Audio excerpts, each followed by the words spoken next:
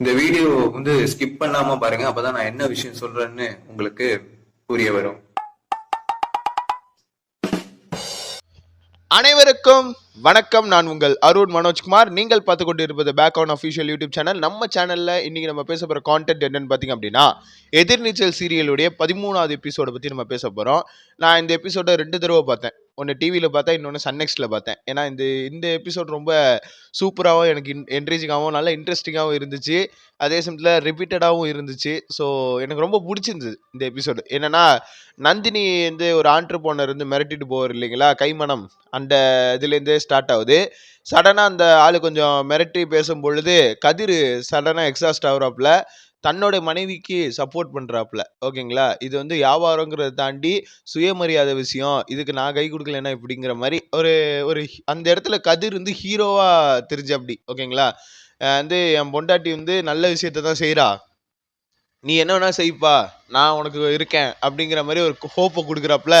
அது அப்படியே நம்ம நந்தினிக்கு அப்படியே மெய் சிலுத்து போகுது. ஓகேங்களா, அப்படியே கட் பண்ணாக்க ஆதி குணசேகரனுடைய இதை காட்டுறாங்க.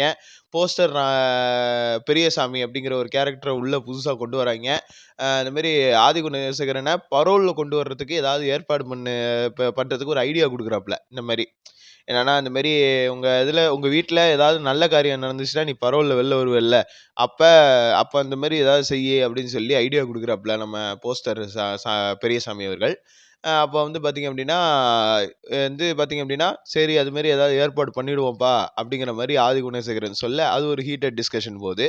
அப்படியே கட் பண்ணாக்க அந்த 4 மருமகள் அவங்களுடைய ஃபேவரட் ஸ்பாட்டான கிச்சனில் உட்காந்துட்டு சாப்பிட்டுக்கிட்டே, அதாவது நம்ம பார்த்தீங்க அப்படின்னா நந்தினியும் ரேணுகாவும் மாறி மாறி டிஸ்கஸ் பண்ணிக்கிறாங்க. நந்தினிக்கு ஒரே சந்தோஷம்.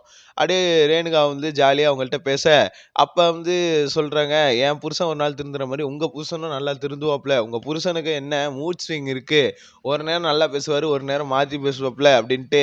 அதுக்கு ரேணுகா என்ன சொல்லுது அப்படின்னா, என்னது மூட் ஸ்விங்கா, மூளை இருக்கிறவனுக்கு தானே மூடு ஸ்விங்கு எல்லாம் நடக்கும், இவருக்கு தான் மூளையே இல்லையே அப்படிங்கிற மாதிரி ரேணுகா சொல்ல, அது ஒரு கலகலப்பான கான்வர்சேஷன் போகுது. அப்படியே பார்த்தீங்க அப்படின்னா ஆடிட்டரும் அந்த வக்கீல் 2 பேரும் பார்த்தீங்க அப்படின்னா ஜோடி போட்ட பறவை மாதிரி ஒன்றா வராங்க. கதிர் சார் அப்படின்னு சொல்லி பார்த்தீங்க அப்படின்னா பேசும்பொழுது, இந்த மாதிரி ஒரு சொத்து விவகாரத்தை பற்றி, ஓகேங்களா, சொத்து விவகாரத்தை பற்றி தான் பேச வராங்க. அது கதிர்கிட்ட மட்டும்தான் பேச வராங்க. ஞானமும் சக்தியும் டென்ஷன் ஆயிடுறாங்க. ஏன்னா ஆதி குணசேகரனுக்கு ஞானத்து மேலேயும் நம்பிக்கை இல்லை, சக்தி மேலே ஆரம்பத்துலேருந்தே நம்பிக்கை இல்லை.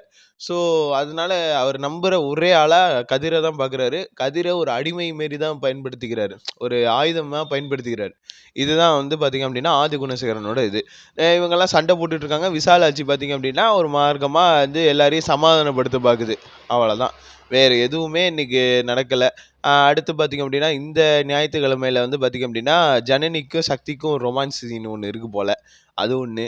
அப்புறம் அகெயின் இந்த சாருபாலா அது கான்வர்சேஷனு, அதுக்கப்புறம் வேற இந்த சொத்து விவகாரம், அதுக்கப்புறம் பார்த்தீங்க அப்படின்னா ஆதி குணசேகரனை திரும்பி ஒரு மாண்டேஜ் ஷாட் காட்டுறாங்க. இதுதான் பார்த்தீங்க அப்படின்னா இந்த எபிசோடு, ஓவரால் எபிசோடோடையும் அண்ட் ப்ளஸ் நம்ம இந்த சண்டே எபிசோடோடைய ப்ரோமோ ரெண்டையும் சேர்த்து நம்ம சொல்லியிருக்கோம்.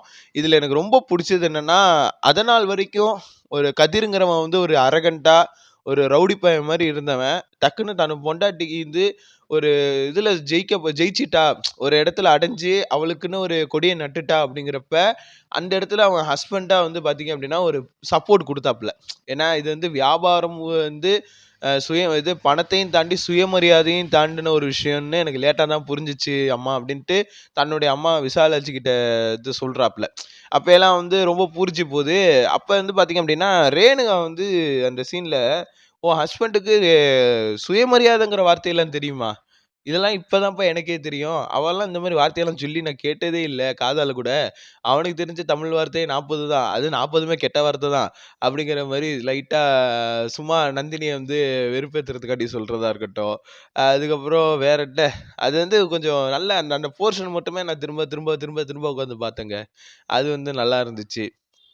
அண்ட் பரோலில் வர்றதுக்கு ஐடியா கொடுத்தாங்கல்ல, அப்பயே சொல்கிறாங்க, அதில் ஒரு பொம்பளை பிள்ளையும் இருக்குது, ஒரு ஆம்பளை பிள்ளையும் இருக்குது. பொம்பளை பிள்ளைங்க காலேஜ் இது படிக்குது, அது வயசு பிள்ளைலாம் வயசு பிள்ளை மீன்ஸ் ஒரு கல்யாண வயசு சட்டத்துக்கு 21 வயசு இல்லை, அந்த வயசில் இல்லை. ஆனால் பையன் 21 வயசில் இருக்கான்.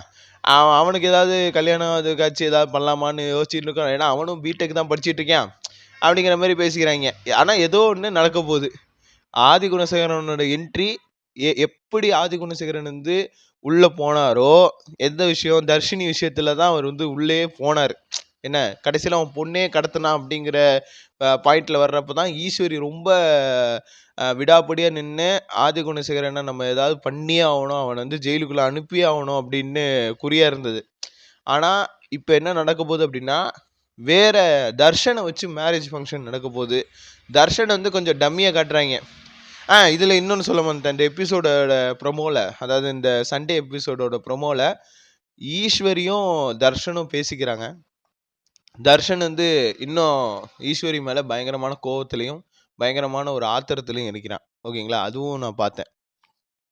எல்லாமே இந்த சண்டே எபிசோட்ல இன்னும் கொஞ்சம் ஃபுல்லா தெரியும்.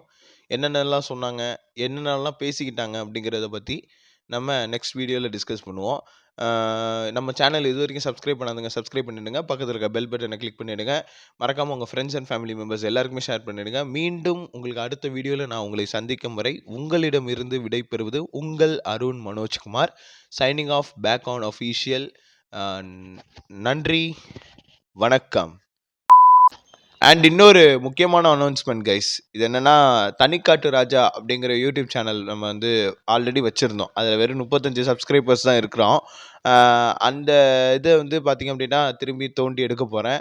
அதில் எந்த மாதிரியான கான்டென்ட் இருக்கும் அப்படின்னா, இந்த பேக் ஆன் அஃபீஷியலுக்கும் தனிக்காட்டு ராஜாவுக்கும் நிறைய வித்தியாசம் இருக்க போது. பேக் ஆன் அஃபீஷியல் யூடியூப் சேனலில் கிரிட்டிசிசம் பேஸ்டு கான்டென்ட்டாக இருக்கும். தனிக்காட்டு ராஜாவில் பார்த்திங்க அப்படின்னா முழுக்க முழுக்க சைக்காலஜிக்கல் ஃபேக்ட்ஸ், அதாவது ரிலேஷன்ஷிப் பற்றி, அதுக்கப்புறம் என்னென்ன இருக்குது, மனுஷனுடைய தனிப்பட்ட சைக்காலஜிக்கலாக சில விஷயங்கள்லாம் இருக்கும் இல்லைங்களா, அதை பற்றியும் முழுக்க முழுக்க சைக்காலஜிக்கல் பேஸ்டு கான்டென்ட்டாக மட்டும்தான் நம்ம வந்து அதை நம்ம பேச போகிறோம். ஓகேங்களா, அதுவும் ஒரு ஸ்பீக்கிங் கண்டென்ட் தான், இதுவும் ஸ்பீக்கிங் கண்டென்ட் தான். இதே செட்டப்பில் தான் அங்கேயும் பேச போகிறேன், அதே மாதிரி தான் இங்கேயும் பேச போகிறேன். என்ன, சேனலோட டைப் மாறும், சேனலோடைய கண்டென்ட் மாறும்.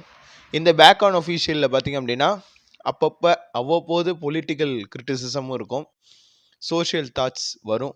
ஆனால் தனிக்காட்டு ராஜாவில் சோஷியல் தாட்ஸோடு சேர்ந்து சைக்காலஜிக்கல் ஃபேக்ட்ஸ் எல்லாத்தையும் நம்ம அதில் டிஸ்கஸ் பண்ண போகிறோம். ஐ திங்க் கம்மிங் Jan 20லேருந்து நம்ம தனிக்காட்டு ராஜா சேனலை லான்ச் பண்ணலாம். ஒன்ஸ் அகெயின் லான்ச் பண்ணலாம். திரும்பியும் எனக்கு ஆதரவு தெரிவிப்பீங்க நான் நம்புகிறேன். தனிக்காட்டு ராஜா ஸ்பீக்கிங் அப்படிங்கிற யூடியூப் சேனலோட லிங்க் வந்து நான் January 20 அன்னைக்கு என்னுடைய கம்யூனிட்டி டேப்பில் நான் அதை பப்ளிஷ் பண்ணுறேன். அண்ட் அதோடைய முதல் வீடியோவும் அன்னைக்கு Jan 20 இதே மாதிரி 10 மணிக்கு உங்களுக்கு நான் ஷேர் பண்ணுறேன். நன்றி.